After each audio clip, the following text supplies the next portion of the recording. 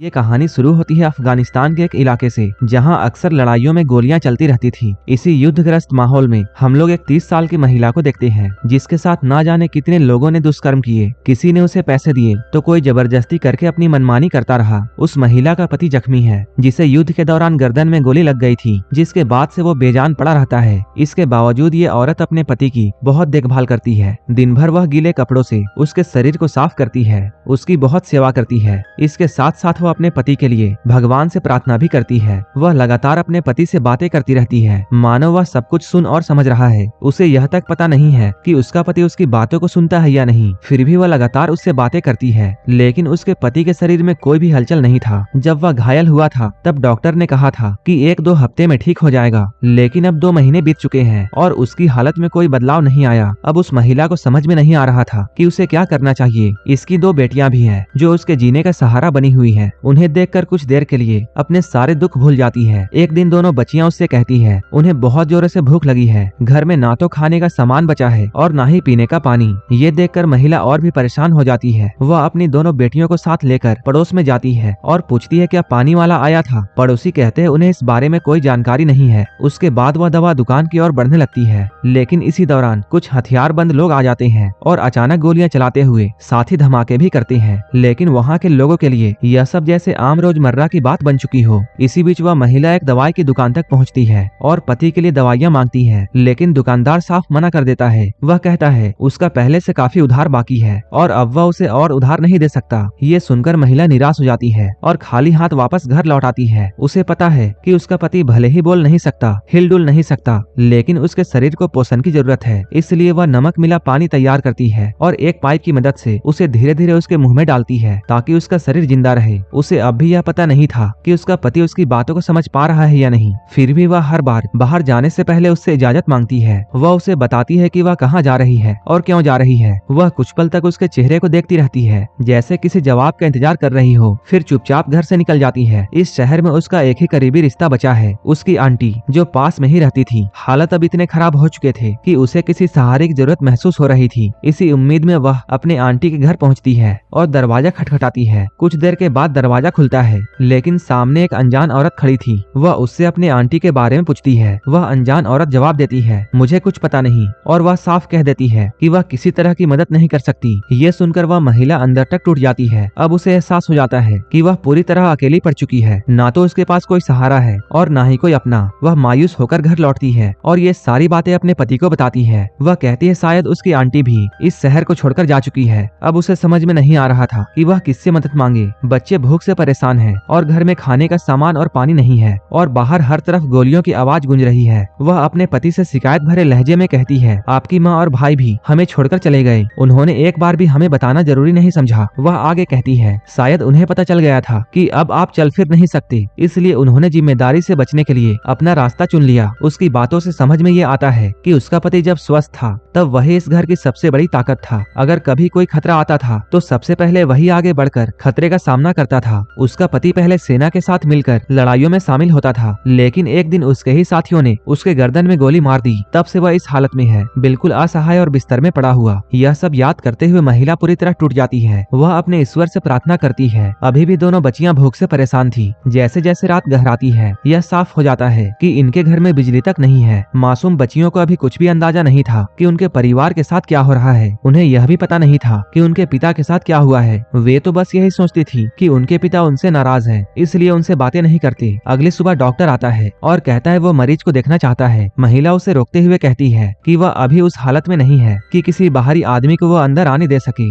इसलिए वह थोड़ी देर के बाद आए। डॉक्टर कहता है वो बाद में लौटेगा, लेकिन तब तक उसे अपने पति के घावों का ध्यान रखना होगा और देखना होगा कि घाव ठीक हो रहा है या नहीं। यह कहकर वो चला जाता है। इसके बाद महिला अंदर आती है और अपने पति के जख्मों को ध्यान से देखती है। काफी ध्यान से देखने के बाद महिला को ये एहसास होता है कि उसके पति के घावों में कोई सुधार नहीं आया है। जैसे पहले था वैसा ही अब भी बना हुआ है। तभी उसका ध्यान बाहर से आ रही आवाजों पर जाता है। खिड़की से झांक कर वो देखती है कि बाहर कोई ऐलान किया जा रहा है। उस ऐलान में ये बताया जा रहा था कि सभी के सभी घरों में अपनी सुरक्षा के लिए हथियार बांटे जा रहे हैं। यह सुनते ही महिला समझ जाती है कि हालत और बिगड़ने वाली है और शायद यह किसी बड़े हमले की आशंका है। वह तुरंत अपनी बेटियों को साथ में लेकर पास के एक तहखाने में जाती है, जहां आसपास के लोग इकट्ठा होने लगे थे। अचानक बाहर से जोरदार हमलों की आवाजें आने लगती हैं। चारों तरफ बम फटने लगते हैं, टैंकों की गड़गड़ाहट और मिसाइलों की आवाजें गूंजने लगती हैं। अंदर बैठे लोग डर से सिमट जाते हैं। किसी को समझ में नहीं आ रहा था कि बाहर क्या हो रहा है। कुछ समय के बाद आवाजें धीरे धीरे थम जाती हैं। महिला हिम्मत करके बाहर निकलती है ताकि वह अपने पति की हालत देख सके। उसे देखकर बाकी लोग भी बाहर आने लगते हैं। महिला अपने पति के पास पहुंचती है। चारों तरफ धूल और मलबा फैला हुआ था। वह धीरे धीरे उसके शरीर को साफ करने लगती है। वह देखती है उसकी आंखों में भी मिट्टी चली गई है। वह सावधानी से उसकी आंखों में दवा डालती है। तभी उसकी नजर बाहर पड़ती है। एक टैंक अब भी इसी इलाके में घूम रहा था। उसे समझ आ जाता है कि खतरा अभी खत्म नहीं हुआ है। वह खुद को संभालने की कोशिश कर ही रही होती है कि तभी एक और हमला शुरू हो जाता है। धमाके के साथ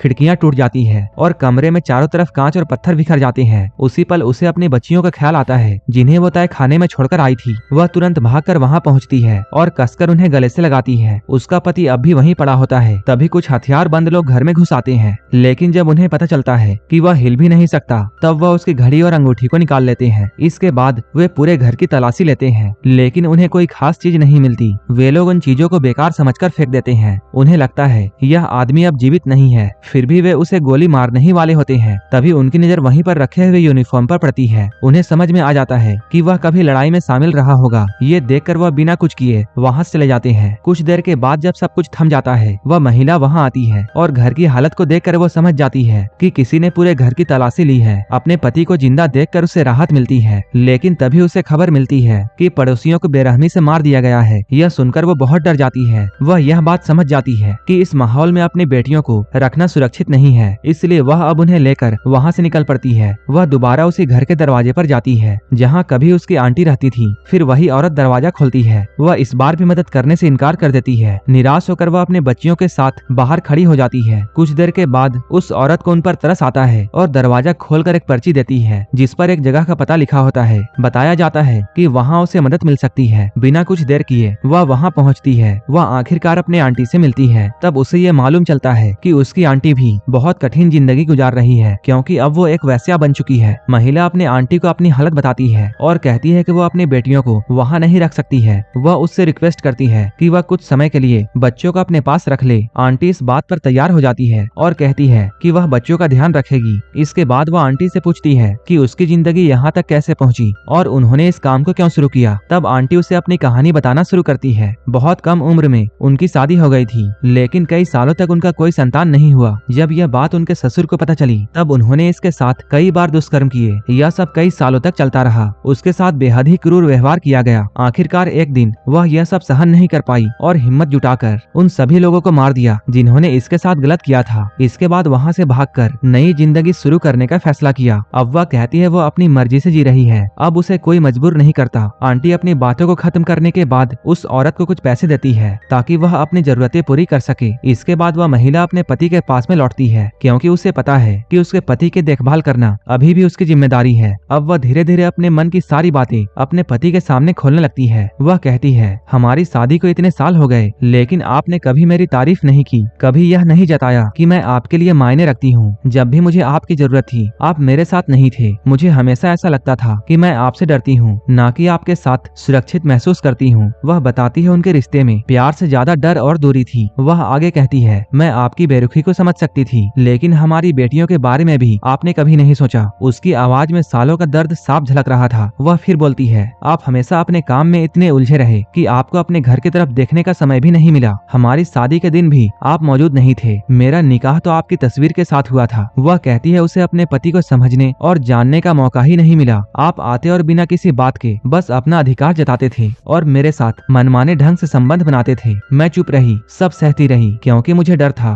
कि अगर समय पर बच्चे नहीं हुए तो मुझे दोषी ठहरा कर घर से निकाल दिया जाएगा। वह बताती है कि उसने यह सब मजबूरी में सहा, ना कि अपनी इच्छा से। फिर वह अपने अतीत की ओर जाती है। एक लड़की सबसे पहले अपने पिता को देखकर ही सीखती है कि एक पुरुष कैसा होता है, लेकिन मेरे पिता, वह यहाँ पर कुछ पल के लिए रुकती है, फिर धीरे से कहती है, वे बिल्कुल अलग थे। उनका स्वभाव कठोर था। घर में अक्सर गुस्सा और डर का माहौल रहता था। वह याद करती है कि बचपन में उसने यही देखा। घर लौटने के बाद उनका गुस्सा अक्सर हम पर ही निकलता था। मैंने हमेशा यही सीखा कि मर्द कठोर होते हैं, वे अपनी इच्छा से चलते हैं और दूसरों की भावनाओं को समझना जरूरी नहीं समझते। उसकी यह बात सिर्फ एक शिकायत नहीं थी, बल्कि उसके पूरे जीवन के अनुभवों का बोझ था, जो अब शब्दों में बाहर आ रहा था। वह अपने अतीत के सबसे दर्दनाक सच्चाइयों को याद करते हुए ये कहती है, उसके पिता के जुए की लत कभी खत्म नहीं हुई। एक दिन उन्होंने उन्होंने अपनी हर चीज दांव पर लगा दी, लेकिन फिर भी उनका मन नहीं भरा। उन्हें लगा कि वो अगली बार जीतेंगे और इसी लालच में उन्होंने अपनी ही बड़ी बेटी को दांव पर लगा दिया। जब वह बाजी हार गए तब एक बूढ़ा आदमी घर आया और उनकी मासूम बेटी को अपने साथ ले गया। यह देखकर वह भीतर तक डर गई। उसे लगा कि अगली बारी शायद उसकी हो सकती है। वह कहती है कि उसकी परेशानियां कभी खत्म नहीं हुई, न शादी से पहले और न शादी के बाद। इतना सब कहने के बाद वह गुस्से और दर्द में वहाँ से निकल जाती है और अपनी आंटी के पास पहुंचकर सब कुछ बता देती है। वह कहती है कि वह दिन भर अपने पति से बातें करती है, अपने जीवन की हर सच्चाई उनके सामने रखती है, जबकि उसे यह भी पता नहीं है कि वह सुन पा रहा है या नहीं। यह सुनकर आंटी उसे एक कहानी सुनाती है संगे सबर की। वह बताती है एक ऐसा पत्थर होता है जिसके सामने लोग अपने दिल की हर बात कह देते हैं, अपने सारे दर्द और अपने सारे राज। वो तब तक बोलते रहते हैं जब तक उनके अंदर का हर बोझ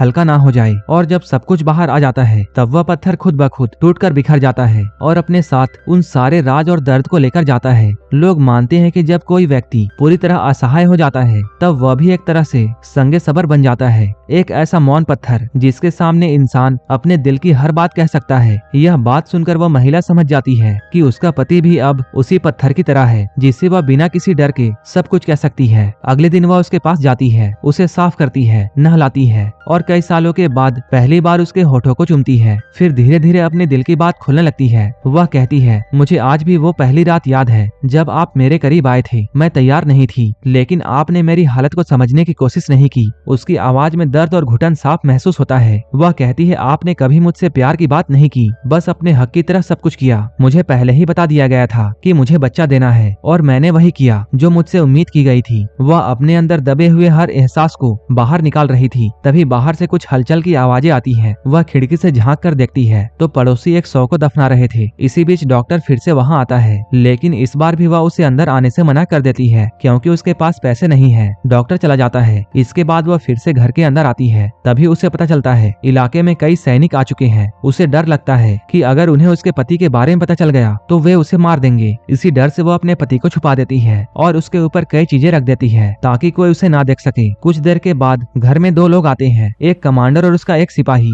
वे पूरे घर की तलाशी लेने लगते हैं। उन्हें देखकर महिला के मन में डर बैठ जाता है। उसे लगता है शायद अब उसके साथ वो लोग जबरदस्ती करेंगे। खुद को बचाने के लिए वह तुरंत कहती है कि वह एक वेश्या है। यह सुनकर कमांडर बहुत नाराज हुआ और उसे एक नापाक औरत कहकर उसकी बहुत बेइज्जती करता है। तभी हम लोग ये देखते हैं महिला ने अपने हाथ में एक चाकू छुपाकर रखा था। अगर कोई उसके साथ गलत करता तो वह खुद को बचाने को तैयार थी। दोनों के जाने के बाद वह वहीं पर थककर सो जाती है। रात में आधी नींद में वह अपने पति से कहती है कि उसके पास अभी और भी कई बातें हैं जो वह कल सुबह बताएगी। सुबह होते ही फिर से बाहर हलचल शुरू हो जाती है। वह तुरंत अपने पति को छुपा देती है और दरवाजा खोलने जाती है। तभी इस बार वही जवान सिपाही वापस आया था जो पहले कमांडर के साथ था। उसके व्यवहार में बेचैनी साफ झलकती है। वह महिला के सामने पैसे फेंकता है और उसके साथ करीब आने की कोशिश करता है। महिला उसे रोकने की कोशिश तो करती है, लेकिन वह सिपाही उसकी बात नहीं सुनता और उसके साथ जबरदस्ती करता है। उस सिपाही की उम्र काफी कम थी। ऐसा लग रहा था जैसे वो पहली बार किसी औरत के करीब गया है और वो पहली बार किसी के साथ इंटीमेट हो रहा है, इसलिए उसे कुछ भी मालूम नहीं था कि एक महिला के साथ कैसे क्या करते हैं। इधर महिला खुद भी समझ नहीं पा रही थी कि उसके साथ क्या हुआ, क्योंकि इस तरह का अनुभव का सामना उसने पहले नहीं किया था। वह युवक जोश से भरा हुआ था, लेकिन वह पहली बार ये सब कर रहा था, इसलिए वह अनुभव की कमी की वजह से कुछ नहीं कर पाया। वह युवक कुछ देर के बाद वहाँ से जाता है। तब महिला टूटकर रोने लगती है। इसके बाद वह अपने आप को संभालती है और अपने शरीर को साफ करती है, लेकिन तभी उसकी नजर वहाँ पर पड़े पैसों पर जाती है। उसे एहसास होता है इन पैसों की उसे सख्त जरूरत है। वह उन पैसों को लेकर बाहर जाती है और खाने का सामान और दवाइयाँ खरीद कर वापस आ जाती है ताकि अपने पति का ख्याल रख सके। समय धीरे धीरे आगे बढ़ता है। कुछ दिन के बाद वही जवान आदमी फिर से लौटता है। इस बार महिला उसकी हालत को समझ चुकी थी और उसे ये भी पता था कि उसे अपने परिवार के लिए इन पैसों की जरूरत है। इसके बाद वह अपना फैसला खुद लेती है और मजबूरी के बीच एक समझौता कर लेती है और उसके साथ अपनी मर्जी से एक बार फिर से इंटीमेट होती है। इसके बाद वह अपने पति के साथ बैठकर यह सारी बातें उससे साझा करती है। वह बताती है कि वह किस तरह हालत से लड़ रही है। वह उस युवक के बारे में भी बातें करती है, कभी हल्के अंदाज में तो कभी अपने मन का बोझ हल्का करने के लिए। उसे उस जवान लड़के के बारे में बातें करते हुए हंसी भी आती है क्योंकि वह बिस्तर में कुछ खास नहीं कर पाता। वह कहती है कि पहले उसे उस पर बहुत गुस्सा आता था, लेकिन अब वह उसे एक ऐसे इंसान के तौर पर देखती है जो अपनी तरह से कुछ समझने की कोशिश कर रहा है। वह धीरे धीरे अपनी मन की बात कहती है, पहले मुझे लगता था कि तुम ही मेरे लिए सब कुछ हो, लेकिन अब मुझे समझ आ रहा है कि मेरे साथ सबसे ज्यादा अन्याय किसने किया है। मुझे लगता है उस लड़के ने मेरे साथ जबरदस्ती नहीं की, बल्कि तुमने की है। अब उसे उसे ये एहसास होने लगता है जिसे वह रिश्ते का अधिकार समझती रही। दरअसल वही उसके दर्द का जड़ था। एक दिन जब वह बाहर से घर लौटती है तब वह देखती है घर की टूटी खिड़कियों और दरवाजे को किसी ने ठीक कर दिया है। वह समझ जाती है यह काम उसी लड़के का है। कुछ समय के बाद वह फिर उससे मिलने के लिए आता है। इस बार उसका व्यवहार पहले से काफी अलग था। वह कहता है वह बस थोड़ी देर उसके साथ बैठना चाहता है। दोनों चुपचाप बैठते हैं। इसके बाद युवक अपनी कमीज को हटाकर अपने शरीर का घाव दिखाता है। उसके शरीर में कई निशान थे जो पुराने और गहरे थे। वह बताता है वह एक अनाथ है। उसने बचपन से बहुत कठिन जीवन जिया है। वह कहता है उसे कभी अपनापन नहीं मिला, इसलिए उसने हमेशा अपनी जिंदगी डर और मजबूरी में गुजारा है। यह कहते हुए उसकी आवाज कांपने लगती है और उसकी आंखों से आंसू बहने लगते हैं। वह पहली बार किसी के सामने टूटता है और सहारे की तलाश में वह उस महिला के करीब आ जाता है। महिला भी भावुक हो जाती है और उसके आंखों में आंसू आ जाते हैं। उसे एहसास होता है कि इस दुनिया में ऐसे कई लोग हैं जो अपने अपने तरीके से टूटे हुए हैं। अगले दिन जब वह घर लौटती है तब वह देखती है दरवाजे पर कुछ फल रखे हुए हैं और उसके साथ एक सोने का चैन भी रखी हुई है। वह तुरंत समझ जाती है कि यह उसी लड़के ने रखा है। वह उन चीजों को अंदर ले जाती है और चैन को ध्यान से देखने लगती है। उसके चेहरे पर हल्की सी मुस्कान आ जाती है। शायद पहली बार उसे किसी ने बिना किसी स्वार्थ के कुछ दिया है। उसे महसूस होता है कि कोई उसे समझ रहा है और उसकी परवाह कर रहा है। वह यह सब अपने पति के सामने बैठकर उससे कहती है और धीरे धीरे उसे एहसास होता है कि उसके मन में उस युवक के लिए भावनाएं जन्म लेने लगी हैं। लेकिन उसी पल उसे ऐसा लगता है कि ये सब गलत है और वह अपने ईश्वर से माफी मांगने लगती है। समय बीतता है। एक दिन वह अपने पति से कहती है, मैं आज अपनी जिंदगी की आखिरी सच बताना चाहती हूँ। वह हिम्मत जुटाकर अपनी सबसे बड़ी बात उससे कहती है, मैं प्रेग्नेंट थी। मैंने कई बार उस बच्चे को खत्म करने की कोशिश की क्योंकि मुझे सच्चाई पता चल चुका था। वह कहती है कि माँ बनने की समस्या उसमें नहीं थी बल्कि बाप बनने की समस्या आप में थी। लेकिन यह बात कभी स्वीकार नहीं की गई। अगर सच सामने आता तो मुझे घर से निकाल दिया जाता, इसलिए मैंने वो रास्ता चुना जिससे मैं माँ बन सकूं। उसकी आवाज कांप रही होती है लेकिन यह सब कुछ वह कह देती है, इन बच्चों का सच मैं खुद भी नहीं जानती कि इनका बाप कौन है। यह सुनते ही पहली बार उसके पति के शरीर में हलचल दिखती है। उसकी आंखें खुलती है और वह अचानक हिंसक हो जाता है। वह गुस्से में उसका गला पकड़ लेता है मानो उसे खत्म कर देना चाहता हो। अपनी जान बचाने के लिए महिला घबराकर पास में पड़ी हुई चीज उठाती है। वह अपने ही पति को मार देती है। कुछ पल के लिए सब कुछ शांत हो जाता है। फिर धीरे धीरे उसे ये एहसास होता है कि जिस इंसान के सामने उसने अपनी जिंदगी का हर राज खोला वही उसका संगे सबर था। एक ऐसा मौन पत्थर जिसने उसके सारे दर्द और सारे रहस्य अपने भीतर समेट लिया। और जैसे ही उसने अपना आखिरी सच उसे बताया वह पत्थर टूट गया। सालों से दबा हुआ दर्द सब एक ही पल में खत्म हो जाता है। उसी समय वह युवक यहाँ आता है और यह सब देख लेता है। वह समझ जाता है कि अब यह वही महिला नहीं रही जो अन्याय को चुपचाप सहती थी। अब वह अपनी ताकत को पहचान चुकी है। अब कोई भी अगर उसके साथ गलत करेगा तो वह खामोश नहीं रहेगी। इस फिल्म का संदेश यह है कि दबा हुआ दर्द और सच कभी न कभी बाहर आना चाहता है। यह फिल्म दिखाती है कि औरत की आवाज और उसके अनुभव को सुनना बहुत जरूरी है। चुप्पी और सहनशीलता की भी एक सीमा होती है। उसके बाद विद्रोह जन्म लेता है। असल